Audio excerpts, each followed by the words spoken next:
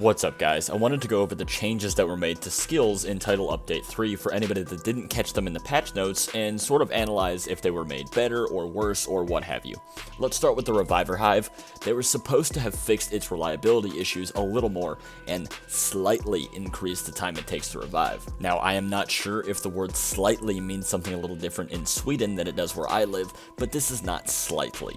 That's probably over double. I don't have the exact countdown on the old one, but this updated version is just dumb. I don't understand the need for it, and it's my main gripe really. It's not like this really impacted the game all that much in all reality. The only time I've ever actually been affected by this update is whenever it takes longer and there's a heavy near me. My hive is probably going to get destroyed because he actually has a chance to break it now. Other than that, it's just a nuisance. Next up, the Assault Drone. This was supposed to make the drone more aggressively seek out new targets instead of returning to its sender after its selected target has been dealt with. And yeah, I guess a little, but like it used to do it once every 5 times and now it maybe does it every 2 out of 5. Really no impact on that one. I don't really understand the issue here because they can make their AI tactical Einsteins flanking you in the blink of an eye, but they can't get our drone to be self-sufficient. I don't know, but it still needs some tweaks. Defender Drone is now supposed to drain more quickly once a shot has been deflected by it. This one I think they did pretty well. I think it's a happy medium between what it was before and being way too short. The little bit of PvP I've played with it, it makes me feel a little bit better.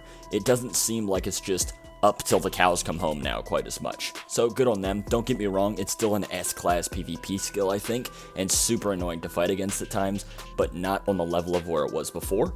Me personally, I'm happy with where it is right now.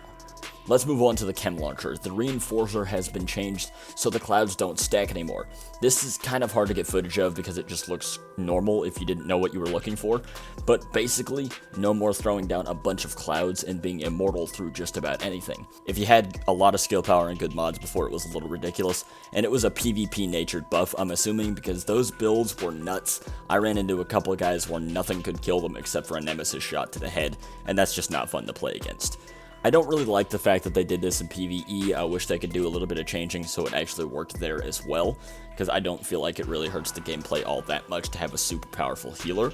And I'm a little salty still because as a console player, I really don't like the control skin that they have for them now. On PC, it's great, don't get me wrong, but on console, it's just stupid. It doesn't make any sense.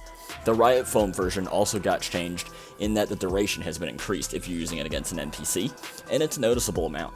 I'm curious to see if a build around it might be something we could use to make the boomer fight a little bit more manageable. I haven't tested that at all, so don't shoot the messenger if that doesn't work or anything. But I think I like the way it's moving towards it, but it's not something that I think is going to be super prominent. It just doesn't make me feel like I want to use this over something else. Lastly, the Scanner Pulse had its cooldown reduced to 90 seconds from 120, so that's nice, and it actually made my spotter build even more potent, so thanks for that, massive. I bet we can see some builds around it making some ridiculously low cooldowns on it now. It might actually make me run it a little more. With the latest balancing past the talents and everything, spotter's actually pretty good. So all in all, some of the tweaks are good, some of the tweaks are bad, and a few just don't really exist, I suppose. I think there's a lot of skill balancing that still needs to be done because some of them just feel pointless and the mechanics of some of the other ones definitely need to be worked on. That's all I have for this video. Let me know in the comments how you feel about the skills. Like this video, it really does help me out a lot. Subscribe to the channel for future Division 2 content. With that guys, I'll see you in the next video. Have a good one.